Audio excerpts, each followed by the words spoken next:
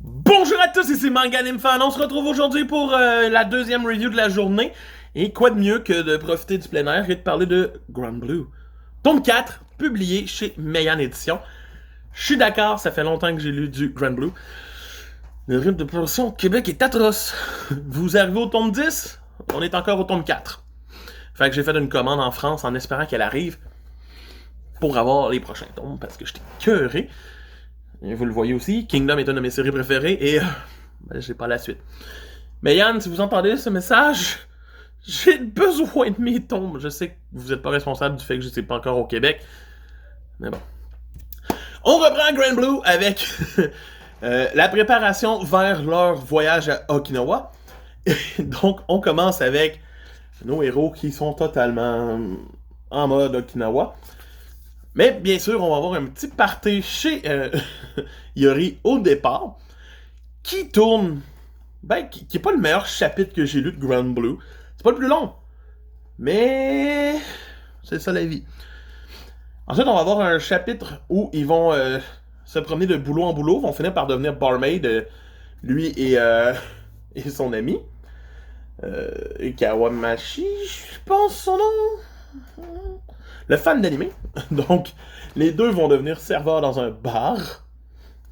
Et c'est ridicule. C'est un des chapitres les plus absurdes que j'ai lus. Ils sont pas capables de faire des drinks. Ils sont stupides.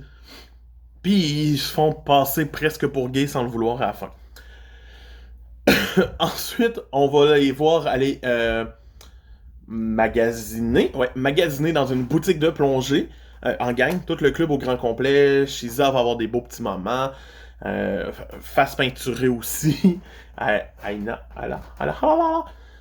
et il va y avoir des petits moments sympathiques, mais ils vont se rendre compte qu'ils ont dépensé leur argent d'Okinawa et donc vont devoir, les filles, faire de la pub gratis et les gars surveiller que la pub se fasse. Pour après ça qu'on aille enfin à Okinawa pour le reste du tome, qui est quand même une bonne partie. Et le voyage à Okinawa commence parce qu'il faut aussi qu'ils fassent leur dernière évaluation de plongée et tout. Donc, on commence par des petites anecdotes sympathiques. J'ai vraiment eu du plaisir à aller voir à Okinawa, avoir du fun, délirer, faire des compétitions. Yori qui dort entre deux charmantes jeunes filles pour pas être déconcentré pour ses études, mais qui finalement est entre deux jeunes filles puis pas capable de se concentrer à dormir. C'est hilarant, c'est le fun. Et bien sûr, le tome se finit avec un petit peu plus de plongée, ce qui fait vachement du bien de les voir un petit peu aller sous l'eau. Juste un petit peu. Ça fait du bien de réapprendre un peu plus sur la plongée.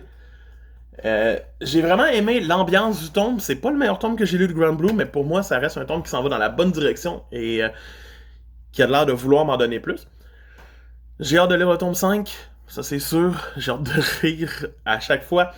Et pour moi, c'est un tome qui se mérite une note de 7.5 sur 10. Donc, de MangaNimFan qui vous dit à plus. Bye!